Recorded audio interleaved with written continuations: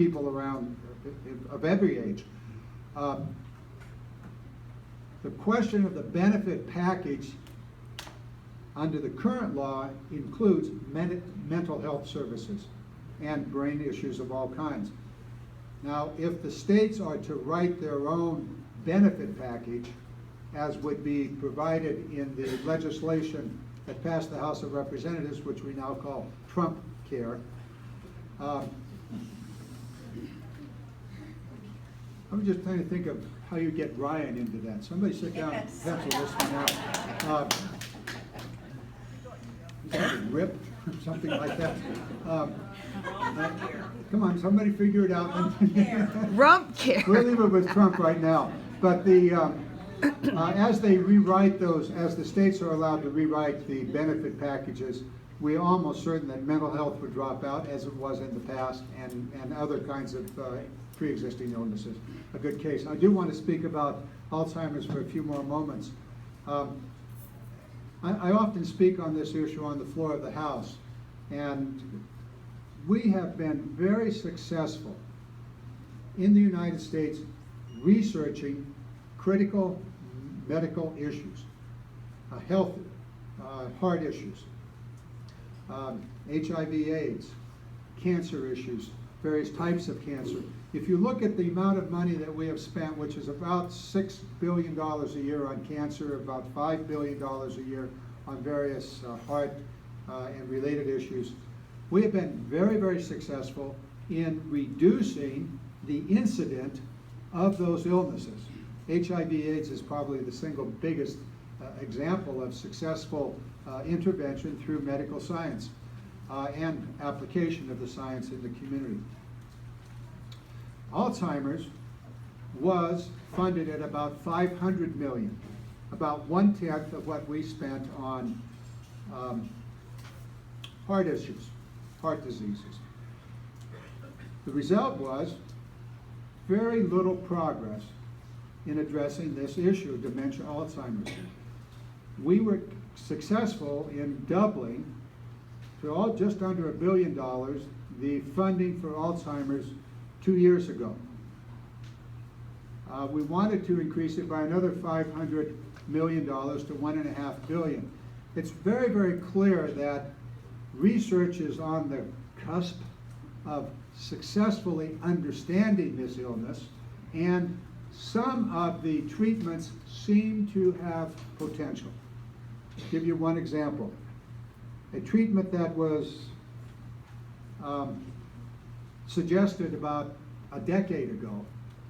They did the trials and didn't seem to work.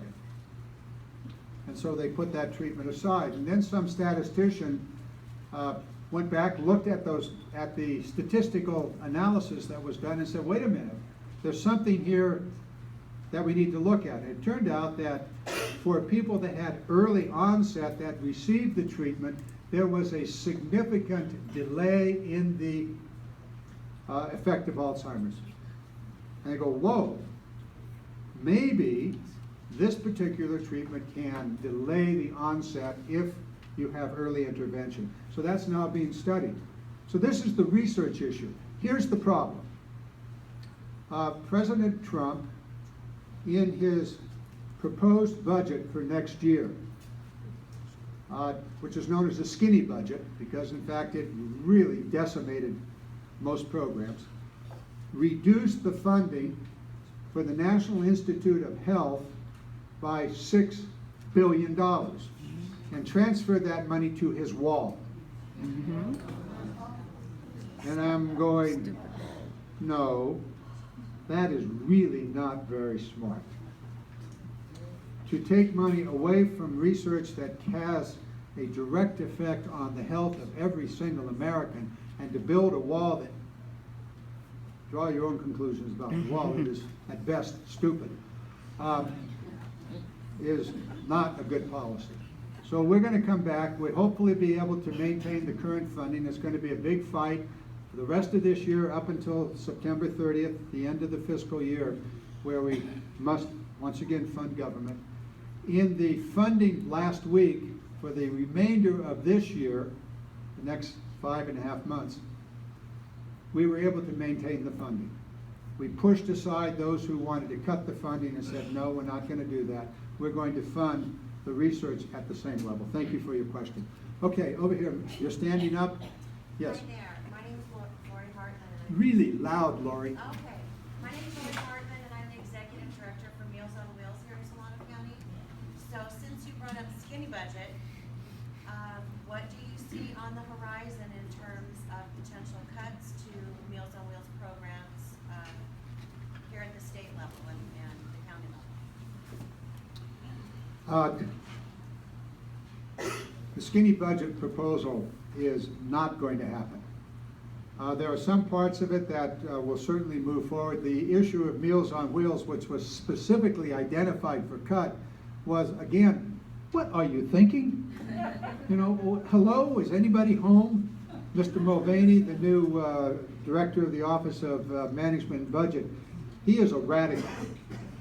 I mean, there are radicals on the right, there are radicals on the left, and then there's everybody in between. This guy is off the chart on the right. He was a crazed person in the House of Representatives on policy. His own Tea Party folks thought he was beyond the pale. And he's just, I mean, there is no wall far enough on the right to stop him. Now he runs the budget for the government of the United States, and I got to tell you, it is not going to happen. Interestingly, some of the things you learn in background, one of the cabinet secretaries, not to mention a name, said in public, they cannot cut Meals on Wheels. My mother depends on that. Now, just forget the fact that he's a multi-billionaire, but that's okay. Nonetheless, it's a pretty good description of the way in which Meals on Wheels serves so very many people. It's not going to happen. We're still going to have a huge fight over the budget, and the wall issue is not finished. That's going to go on. That fight's going to go on. The payment of the wall is not going to be Mexico. It's going to be American programs that are going to get cut, if it's going to get built at all. Okay, way to the far side of the room, and then I'm going to come up front. Yes, sir. Yeah, I'm thinking about the deficit.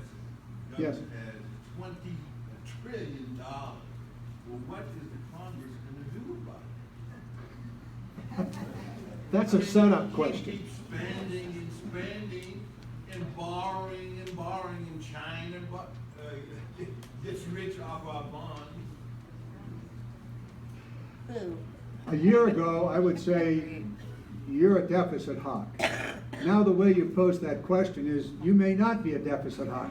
I'm going, Washington is turned upside down. It is chaos at best. The deficit hawks, mostly my Republican colleagues, and clearly the Tea Party folks, have been deficit hawks from the get-go. And it's a problem. It is 20, well, it's a little less than 20 trillion, but it's 18 to 20, somewhere in that range, and it's growing, no doubt about it. It is a major problem. We have to address it. So what are the Republicans proposing? The largest tax cut for the wealthy in America's history passed the Congress of the United States last Thursday. It is almost $1 trillion tax cut.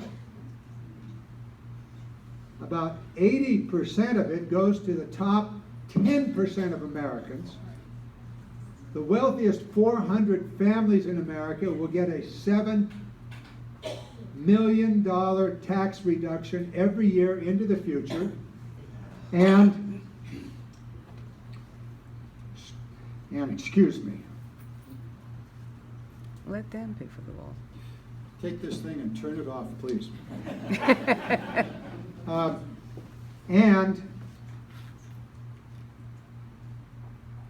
5 of those wealthy families are in the cabinet. Okay. You go, oh, that's interesting. At the same time that they are cutting nearly $1 trillion of tax revenue, they are taking $1.2 trillion away from working families in America and the poor in America. It is the largest single transfer of wealth in any act of Congress over the entire history of this nation. It is, if you're worried about income inequality, this makes it horribly worse.